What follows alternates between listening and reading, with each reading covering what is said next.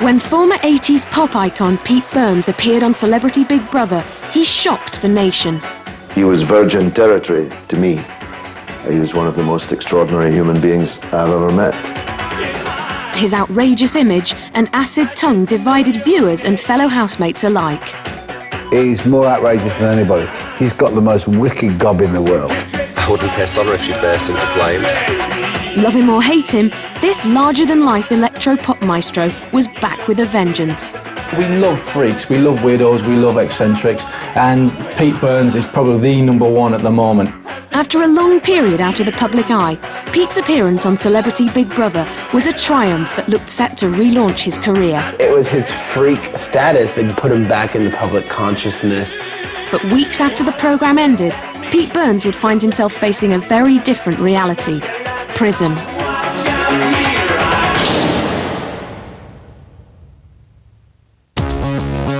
In January 2006, Pete Burns emerged from reality TV's biggest goldfish bowl as a star reborn. Pete's image was everywhere. You know, this guy had the world at his fingertips. Everybody wanted Pete Burns.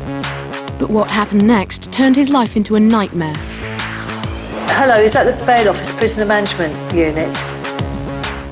It's June 2006, and Pete's management are trying to get him out of prison. Yeah, hello. I'm just trying to find out about the release of Mr. Pete Burns. Just weeks after Big Brother ended, Pete was arrested and charged with harassment after incidences involving his boyfriend Michael. And after breaking the conditions of his bail, he was re-arrested and sent to jail. We need to find out what police station George Galloway is signing the surety release form in. Is that where he is? Is in Cuba, is he? Oh, good luck. All right. With new bail conditions having been set, George Galloway, Pete's former housemate, has agreed to put up the money. Only problem is, he's out of the country. The team need to find someone else. Because we've called the bail office, just say, look, someone else would have put that bail money up, Wendy, you know, and we just want to get him out. Pete, there's got to be somebody you can tell. Right, you tell them that you want everything. Listen, nobody can do anything at the moment because we're just waiting for Galloway's mob to sign. You can't speak to them, they're away, they're out of the country, Pete. With George Galloway out of the picture, bail eventually arrives from an unlikely source. We got another person who's willing to put up bail. Yeah, I know. I'm gonna see if I can find anything on Google about this guy in Plymouth. He's an author, right. The day of Pete's release finally arrives, and Teresa is on her way to the prison. It's been very difficult, I think, for everybody concerned to follow the thread of the whole story because it's become so complicated. After coming out of Big Brother, he's been trying to sell his house. He'd just returned from Italy after living over there for 2 years. He'd had the ongoing surgery. I mean, things kind of started to run a little bit out of control for Pete. Pete's £3,000 bail has been paid by a fan that no one, including Pete, has ever met. But as part of the conditions, he must go and live at this person's house in Plymouth. So Pete's bandmate Steve is there to take him. I spoke to Pete Burns this afternoon. He's perfectly fine, perfectly calm, and can't understand why he's incarcerated in Wandsworth prison. I just want him out. After 2 months inside, Pete is finally released and straight on the phone to his solicitor. Yeah, but you weren't exactly working quickly and efficiently, were you? And it actually comes as quite a horrendous shock to me that I'm auctioned off like a sacred pig to somebody that I've never met when there were other people put in place to meet these bail conditions.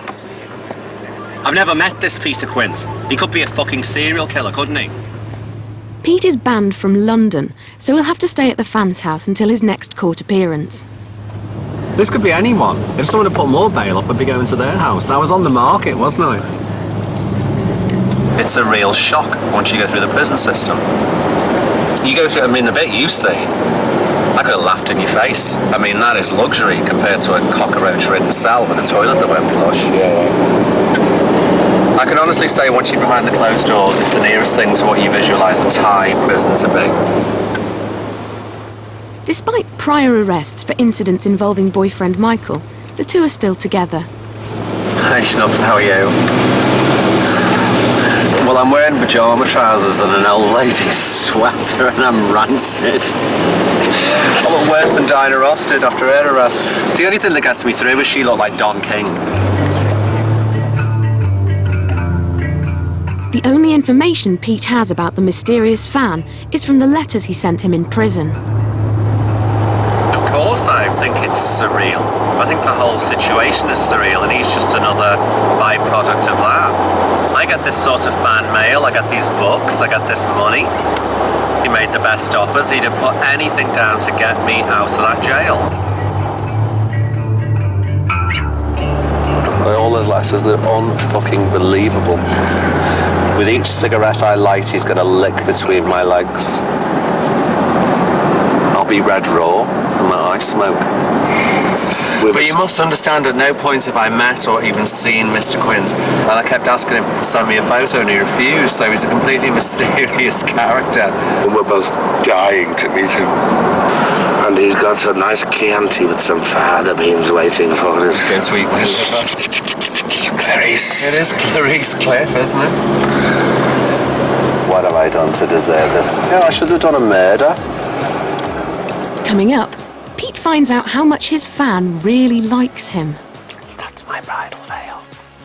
He bought me this.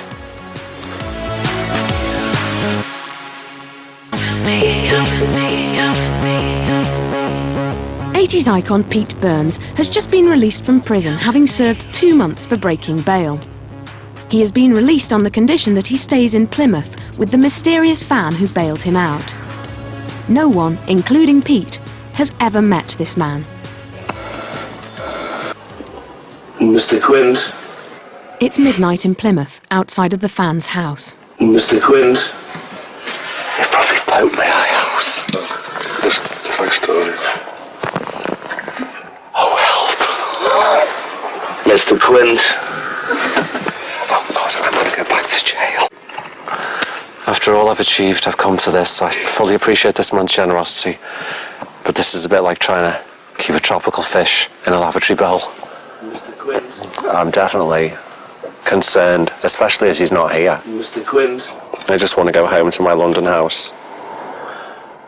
With Pete's new housemate missing in action, he has to check in at the local police station. Don't worry, we won't offend. You didn't see us. Okay. But is there any way of checking that if he's... Because I'm kind of worried by the tone of his letters that he's topped himself. Well, we're concerned, because this was his life ambition to have me come down and stay with him. And yeah. we'll check tomorrow. Why do I always get the arse end of things? Don't tell me not to run. I simply got to. Don't bring around a cloud, my parade. Train station waiting for you. We went to the train station, Sam Flanders. Word comes through that the fan is waiting at the train station, but Pete's in no rush to meet him. He's dead. He's at the train station eating stew. We're going to a hotel, I need a bath. It's the next morning, and Pete's finally going to meet his fan. This is like everything I ever ran away from as a child. This is God definitely punishing me. Oh, the 80s bar. Maybe I can go do a revival of my glittering career in the 80s bar.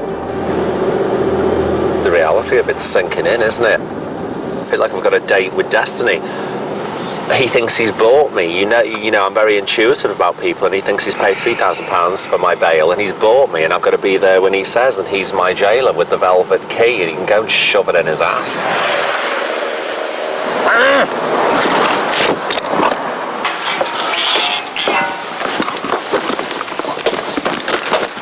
Yoo-hoo! He's run away. Fucking kill me, you will. Why'll I kill you? Fucking kill me. Why will I kill you? Fucking kill me, you will. Oh, don't be so You'll dramatic. fucking kill me. Why? I'm not dramatising. You're... Oh, I see we're being filmed. Everything I do is filmed, honey. Everything I do is filmed. Why will I kill you? First of all, thank you. And I can't believe where I am. Fucking kill me. Oh, shut up. Why'll I kill you? Hi, you. Hi, you neurotic old queen. Why'll I kill you? What's happened? Are the police going to arrest you? Take a tablet. That won't work. What? That won't work. Oh, take 2 tablets. Oh, come on. Okay. Take 5 tablets. Pleased to meet you.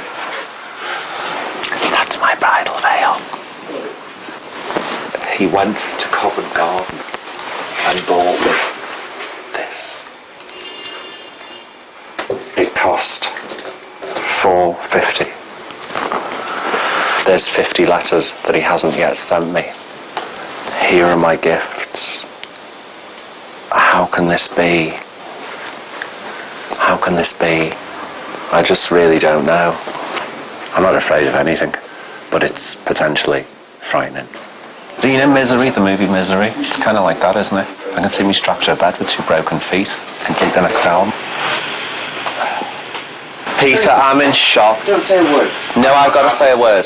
I've got to say a word. Don't say it. I've got to say a word. You're so beautiful. You're so beautiful. You're so beautiful. Oh, honey, get over What it. else does matter? Nothing else matters. You're just so beautiful. I mean, now we're a bit alone, almost. What? I'd like to address you, but I don't know how to address you, okay? Pete? Just address me as Pete? No, I can't. I can't. I call you Majesty, okay? It's good to call you Majesty because it makes me more composed and deliberate in what I say. I'm going to start calling you... Sire. Okay, Sire. Okay, Sire and Madge. Here we I are. know. What's wrong with that? You're a queen, I'm a king. What's wrong with that? What's wrong with that? Why be self-conscious? Why be so bloody fucking modest? Bloody fucking, okay. Why be so fucking modest? You're a queen, admit it. If I call you Majesty, it's because you are. Isn't it? You're being punished for your extremity. Extremity of what? I lead a very quiet life. I've never been in trouble with the police before. The truth is this.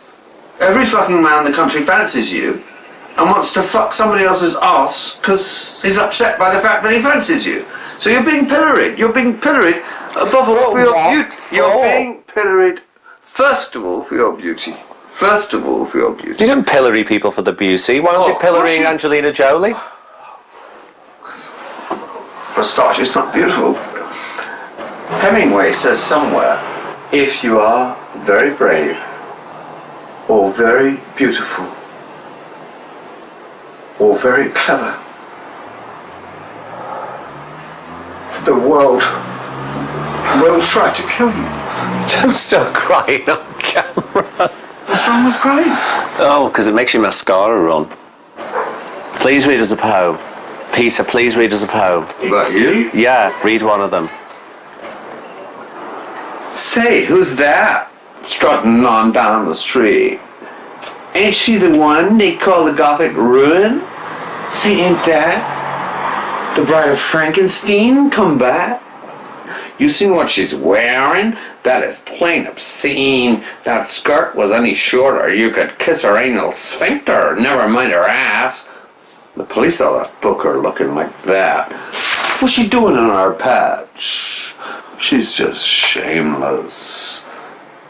She's a mess, honey, is what she is.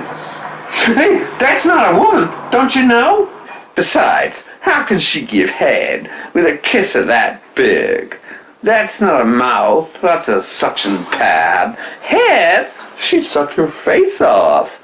I feel as if somebody's disemboweling themselves in front of me, and I don't know whether to applaud or vomit. And people think I'm eccentric and nutty. Well, what am I going to do? Say my bowels have failed and shit all over the place so he gets me out of here? I wouldn't stay here for a full body lift.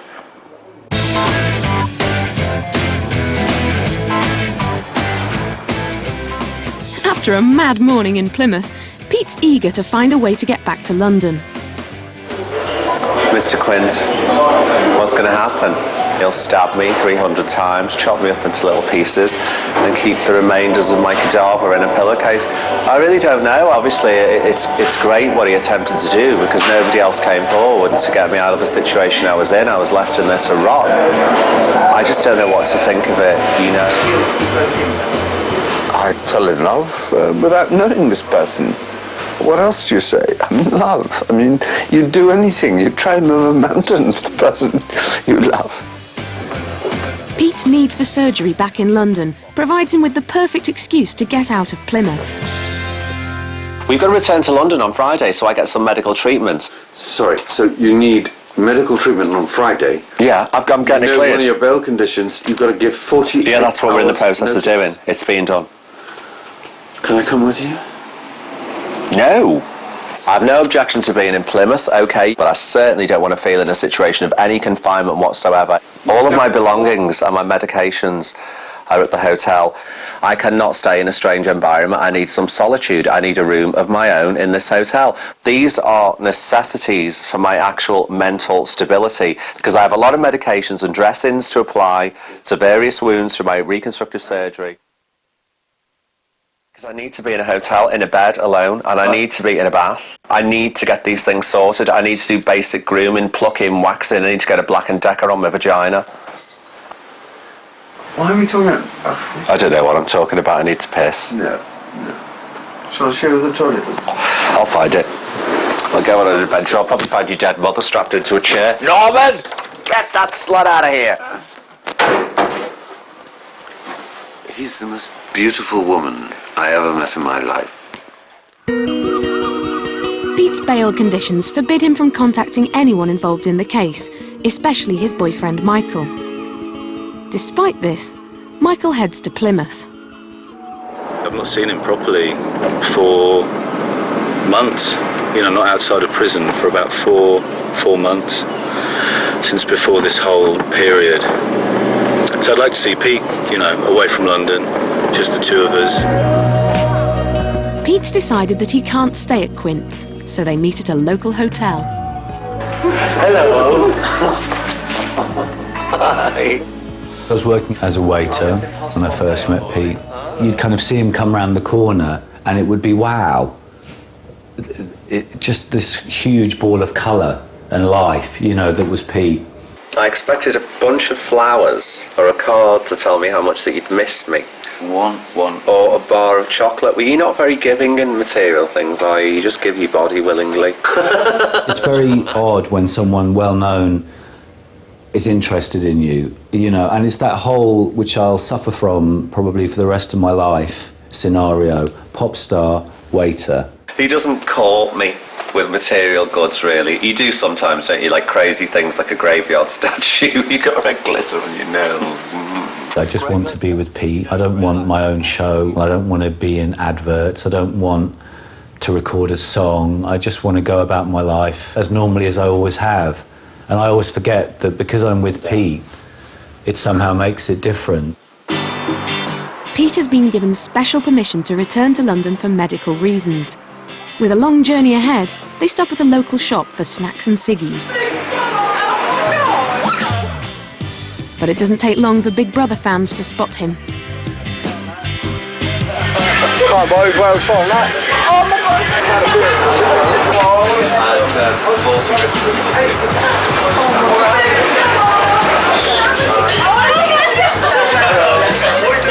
Everyone was yelling at me. Pete, come on, Pete, mate. We've been driving for like 8 hours. That's right, mate. Don't worry, come on, Pete. Can't go 8 hours, bro. Come on, Pete. Let's go.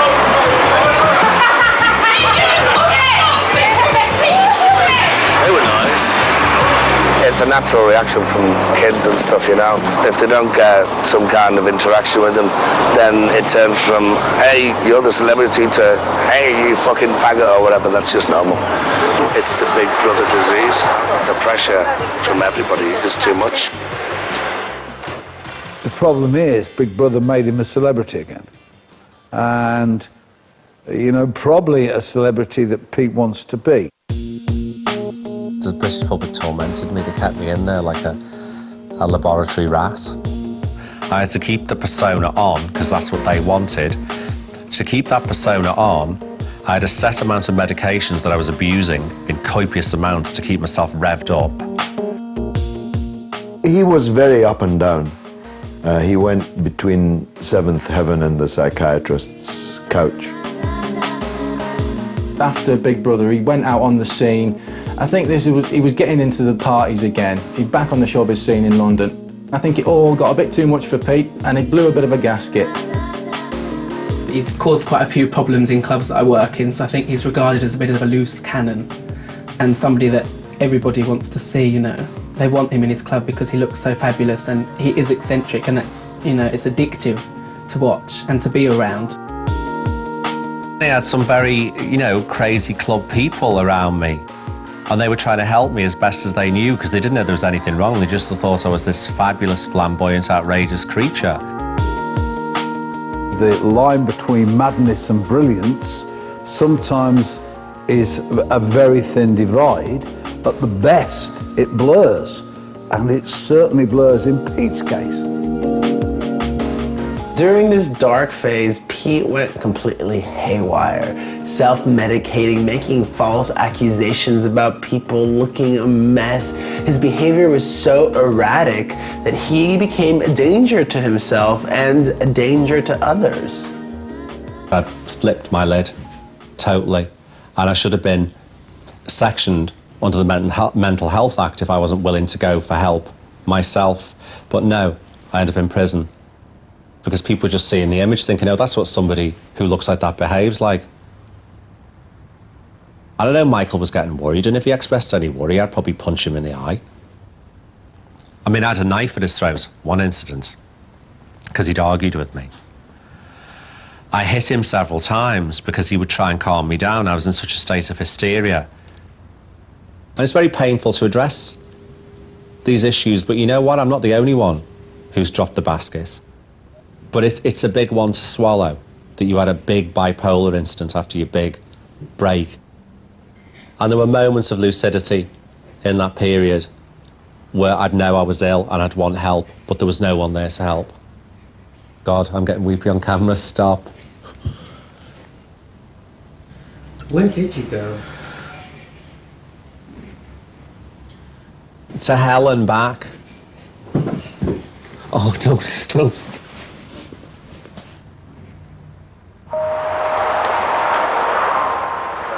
Does anybody really enjoy fame? I think it'd be a crazy person, more crazy than I went, that enjoyed fame, but you enjoy the things it can bring to you, but you give up so much, you give up so much.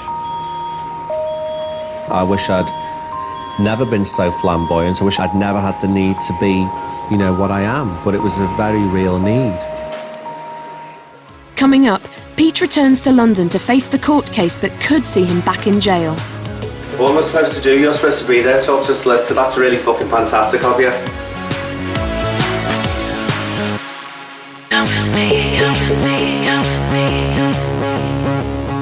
After spending 2 months in prison, Pete Burns was sent to Plymouth, where he was ordered to live with the fan responsible for bailing him out.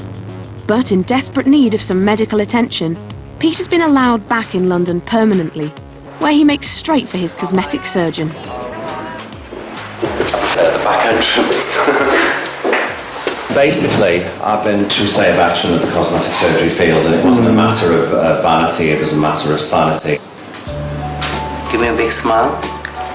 I'm gonna see what those wrinkle lines are. There you go. I felt I hadn't been born in the body or the face or the physical being that I guess my spirit should have been in. Just relax. I took the first step just before Spin Me, so it'd be in '84, which was the nose, and that was a few jobs. Okay, now look up for me. Up. It was like doing a building, you know, you do a little bit at a time, and then just by some miracle, it's like, right, that's it, that's fine, that's exactly how I want to be. This is where it stops. Somewhere down the line, not that long before I met Michael, I remember waking up one morning and I really knew myself. I was very comfortable in my skin. You see, I don't think anybody in the public eye would allow this to be filmed, and it's my statement. I'd rather go through 2 hours of pain and then have 18 months of self-satisfaction and walk around thinking, if only, but I haven't got the courage. What I need you to do is, I want you to... Because it paralyses your face and you go like Betty Davis after the stroke. But Pete's need for surgery came at a high price. I did a show with the Scissor Sisters, and I woke up the next day and I was swollen. The pain was so bad, I phoned my doctor. He stuck a pin in the lower lip and probably drained a cup full of yellow fluid out of it. Pete soon discovered that he had a serious adverse reaction to a previous cosmetic procedure. We were told that Pete would have to have both his lips amputated, that there was nothing that could be done. The best thing to do was remove all the lip tissue, full stop. There was a plastic surgeon in Italy. He said he could fix it. He said it was like I think he said like 3 operations or 4 operations. So with hope of a solution, Pete and Michael headed for Italy in 2004. What was meant to be a 3-month stay became 17 grueling months of endless reconstructive surgery. You know, you can romanticize and say, oh, the two of us together in Italy, and we were 17 months, and Michael got me through this. I was a while I was out there, because I was half stoned most of the time on drugs that weren't agreeing with me. I was getting 2 anaesthesias a week, usually. I was on all kinds of painkillers. It all plays with your mind, doesn't it? Pete finally makes it back to his home in fashionable Notting Hill. But these days, the house is more of a shell than the home of a pop star. I've lived in this house for probably about 20 years and it's currently in the process of being sold. And it's kind of really weird coming back here after being in jail and in Plymouth. It's no longer a home. So if I had to leave it right now, I'd just be leaving a squat, you know. And this is the house, this is the living room. And my cats are pigs. And this is the only way my cats can eat, in that they can dig their nose into a utensil. We never did any structural alteration on the house, but I can only gather that it was designed specifically for a pygmy from Papua New Guinea, because I can't even fit my ass in that bag. It's the house of fucking stairs. This was the nicest room. The plan for this was the room that I most wanted to live in, but we would have had to knock that wall out. Sometimes we get builders in to try and renovate the house, and for reasons best known to themselves, they'd flee the house in the middle of the job. It's 2 weeks on and Pete's due in court, but Steve, Pete's bandmate, is already running late. I don't know, I'm sure court starts at 9:30. Does it not start at 9:30? Is Steve awake? I'm not calling. I should call him. Ask me a question, I'm not awake. I've lost an arm. I don't feel sorry for me in court, I'm paraplegic. Pete's all ready to go. I don't know what time he's meant to be there for. For 10. So you're going to come around here? He's every cigarette I'm getting in my mouth at once. You're not going to make it? He's not going to go to court. Do you want to speak to Pete? You can't be fucking serious. Drunk again. You're not going to make it? Sorry.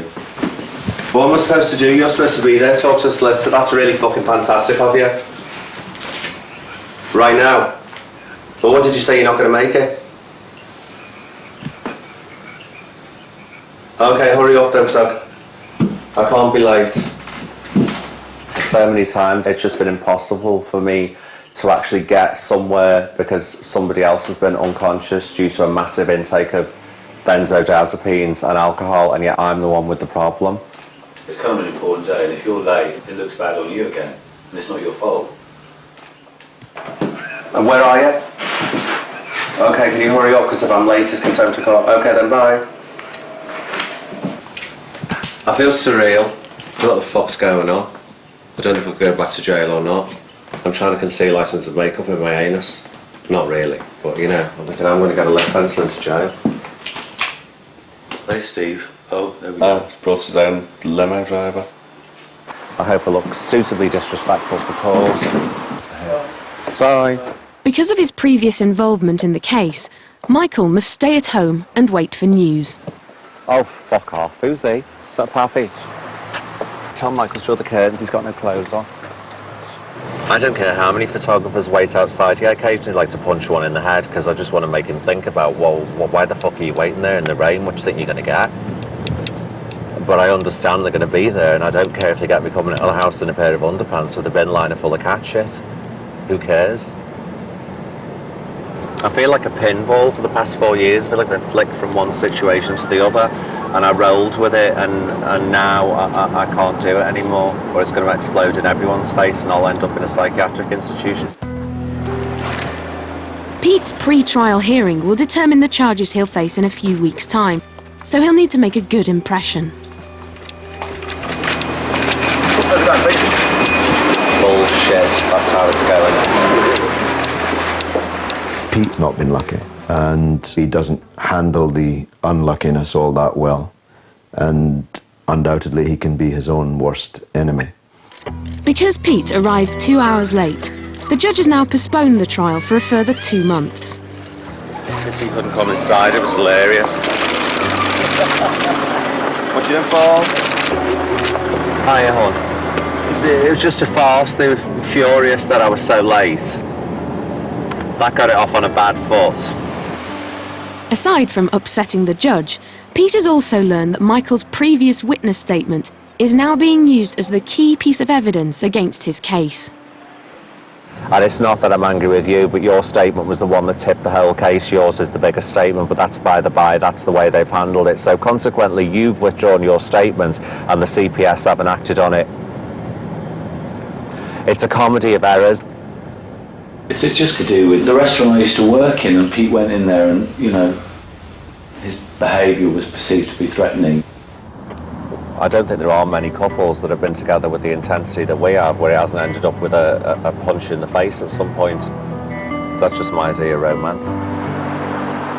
I think anyone who imagines that there's a pussycat underneath the iron is wrong, which is not to say that he's not sensitive, but he's a tough cookie, and he's had to be. Basically, a lot of celebrities now in this country are getting away with a lot of things, and you've got a minor allegation against you and you're being made an example of in a way. I think the basis of police stations is they sit on duty all night and they watch programmes like Big Brother and they make assumptions about you as a character.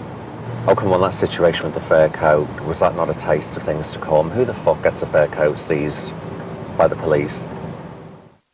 Pete's wardrobe is obviously vast and he'd be lost without his expensive, gorgeous clothes, and it takes a lot of money to look like Pete. But Pete doesn't have a lot of money now. With mounting legal bills and the cost of surgery, Pete's having to find new ways to raise cash. When times got tough, it was desperate measures. He had to sell his designer clothes. A girl's gotta do what a girl's gotta do. We just didn't have any choice. It beats going around trying to get a job, doesn't it? You can sell a load of clothes, get enough money to sift through more bills, and then sell some more. So this is just kind of expensive crap, really. People might look at this and think it's a silly old thing, but it's by a designer called Stephen Sprouse, who's dead now. But things with all these big graffiti letters on are hugely collectible. He did a tour in the 80s. I don't know the name of it, but these were really famous. These were part of the tour. They're on one of his videos. Vivienne Westwood things, just kind of thrown in a big lump. This is a coat by a guy called Lee Bowery. Apparently there's only 2 of them. One for Pete and one for Holly Johnson. Because of the pins, it's so heavy, it's unbelievable. One of the patches is somewhere actually, you know, from the Spin Me. That was just chucked in a bag, but it's worth a fortune. But you can imagine how much this would be worth to people that... But you get the idea. This is the Spin Me dressing gown with all the big things on it. It's a bit lived in. And these magazines even, a lot of them are first copies, so they're worth a lot of money. So that's the problem in this place. Even if you think it's rubbish, it's probably the first one, so it's expensive rubbish, so you end up not being able to throw anything. We've got so much more than this. Loads more. You could fill this place 3 times over. With Pete back from his disastrous court appearance, he's been ordered to wear a tagging device and follow a strict 10 p.m. to 6 a.m. curfew. Done. More or less. So there's a lot of people out there wearing these. I'm not alone in the world. Oh, God. Well, we've got 80,000 in our region. Shit, so part of a tag support team. The thing hurt my ankle. It was uncomfortable. I had to walk around with it on. I didn't think it was a camp accessory.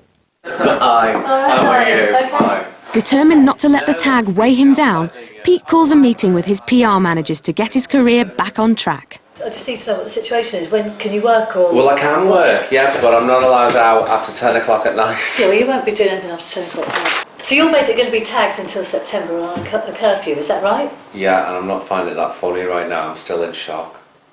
Yeah, but at least you're not in Wandsworth. I just want to run all these ideas past you. And if you say, yeah, fine, I'll do all those and I'll get them all sorted out for you. Right, this is quite an interesting one. Okay, it's to do with the London dungeons. They're running something called Freak Week. I just bed in one, okay? please. Freak Week. They want you to be a judge, basically. You've got to pick out, you know, who is the freak you need. And I just thought that's quite a fun thing to do, you know. But I mean, there's obviously loads of interview requests for you, some of them on radio and stuff. But this is another interesting one. There's a musical in London called Gabba Gabba Hey. I don't know if anyone's heard of it. They want you to do 2 shows. One show's at 3:30 and one show's at 7:30 Well, like PM. on stage? Yeah, on stage, in a musical. They've got Angie Bowie, Hugh Cornwell from the Stranglers, and Tony James is in it. the old punk ones, I'm fine with that. Plus a young cast of new performers. Hugh Cornwell is playing Johnny Thunders. Fantastic. And basically what they want you to do is they want you to replace Hugh Cornwell because he's not going to be in there for those 2 days. Johnny Thunders. You'll be Johnny Thunders, yeah. When I'm working, there is a certain craziness about me. I recently heard that somebody who worked with me said, you know, Pete was really crazy at that time. I think, you're lying, bitch. I wasn't crazy at that time. I was just working. Tom, thanks for coming over, you really. Thank you. Yeah. See you later.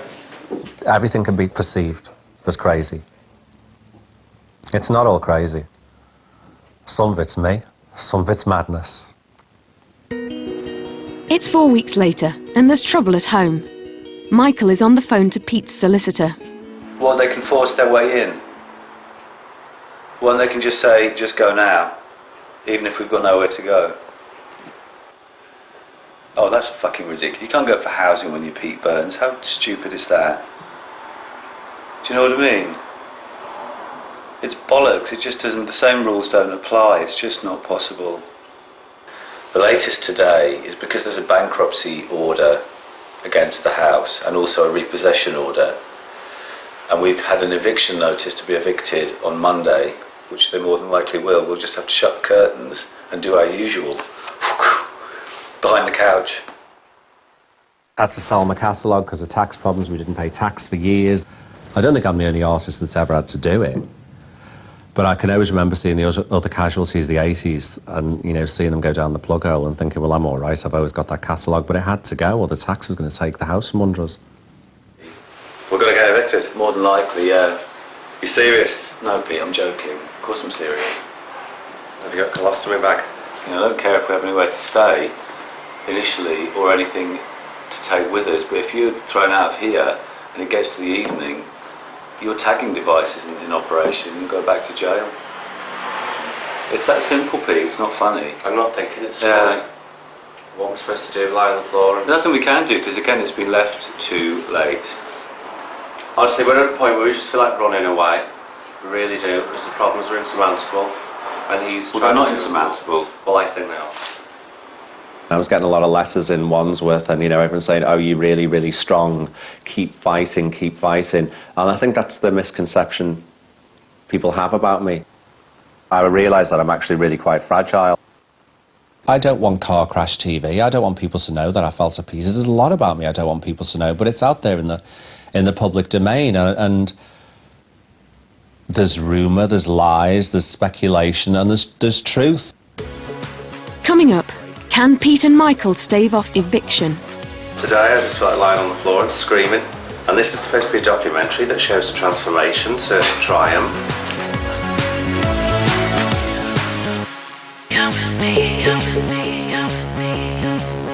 Pete Burns has been living under the threat of bankruptcy for months. But just when it looked like he was going to lose his house, good news arrives. We didn't get evicted, we sold the house. And as hellish as it was, and as relieved as I am that it's sold because we needed it to, I'm kind of really sad too. Because it was ours, and it was our home, and it's full of memories. You're kidding me? You've got to take the mirror off to get to the boat. So it's practically impossible? I would say so. Bye-bye, mirror. The important things, laptop, electricals, champagne. This is like the heaviest bag in the history of heavy bags. Bye, house. It's a stepping stone into a different life. You know, it's not the end, it's just a beginning, and it's a really good one. Hi, flat. Be a happy home. I'm just waiting for the kettle because I'm gagging for a coffee. I'm waiting for the loo roll because I'm gagging for a shit. And then disaster strikes. Pete's lost his makeup bag. Mine's left at the house. This is why I said to take with you the things that mattered, so then you didn't lose them. There were a million other things to look at. It's just like a silver carrier bag thing, and it's got like a Louis Vuitton makeup bag in and stuff like that. When you drive me back to the house, I've got to get that bag. Oh, please, God, let it be there. Makeup crisis. You wouldn't have put it inside one, would you? No. If I forget a damn thing... There's no way they'd have lost anything, is there? Oh, this is a real drama. No foundation, no powder, no eyebrow pencils, no mascara. I'm angry now because he's got coffee and he doesn't care about my face. I love him to death, but... I mean, I'm really high maintenance and it's ridiculous. I'm going to have to hug. No sign of that bag yet? No. But you've definitely looked in the cupboard in the dressing room? Definitely. It's not here. I've no idea, Pete. I really don't know. The bag completely disappeared. We'll have to go through every single fucking bag just to find your makeup. I just remember when I got back to the flat and Michael just had the living room sorted out and it was like, oh God, he's done all this and I've been running around looking for a lipstick. And with just days to go before the trial that could have landed him back in prison, Pete gets more good news. Key witnesses withdraw their statements, so the courts drop the case. I shamed myself and behaved abhorrently, and I'm sorry if I caused anybody who didn't deserve it great distress. And what am I left to do with now but say I'm sorry? It's kind of not enough. I'm carrying my bladder in this bag. I need to piss so badly I could die. Is everyone coming? What if he's not in? I'm gonna... Oh, he's here. Hi, hi. With things finally looking up for Pete, he's now determined to get his career back on track. I never think anything I've achieved is any good. And I've got to, as age sets in, which it is rapidly, oh, my knee. You know, I've got to accept that I'm always going to criticise what I do. I never think anything's good enough, but there's a point where I give up. I've just got to persevere, really. But this is tough, going in, recording new material. I'm trying to throw myself in to things. Who knows, it might backfire. I burned down cities and I crashed a plane. Behaved in ways I won't again. But nothing got me what I need. Well, I don't want this programme to come across as depressing and, you know, there's the casualty of Big Brother. That's not the case. I'm a casualty of myself and my own standards and my own sometimes aimless ambition. It's all done with glow.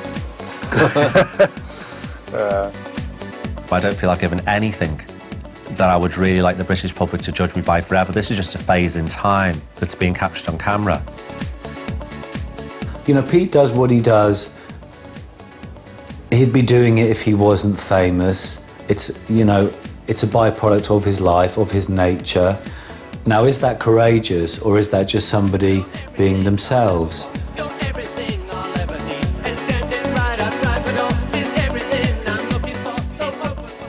There's always a market for an anti-hero. Pete fits that quite well because he doesn't fit any norms. He's not afraid or frightened to speak his mind, whoever it upsets. I mean, I have always been in love with Pete Burns. I mean, there's no question. I've always loved him as a human being.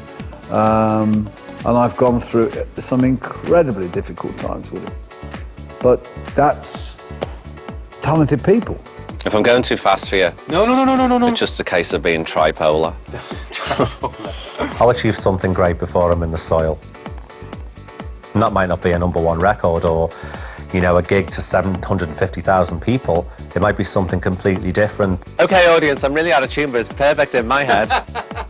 I hope he does go on and just become a very grumpy old Barbie doll lookalike. It'd be fantastic to see him in 20 years' time, still tottering around on his massive heels, shouting at people in the street, and still keeping on going and being the big old eccentric that we love him for.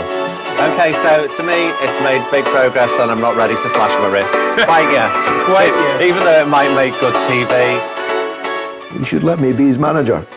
I'll put him right back up where he belongs. Brilliant. Got a feeling it won't be long either. Now, do you remember last week in Grey's Anatomy? It ended with George and Meredith getting it on, and I tell you what, it doesn't end there either. It's the morning after, the night before next. And it's a bit awkward, to say the least, in brand new Grey's Anatomy here on Living TV in just a moment.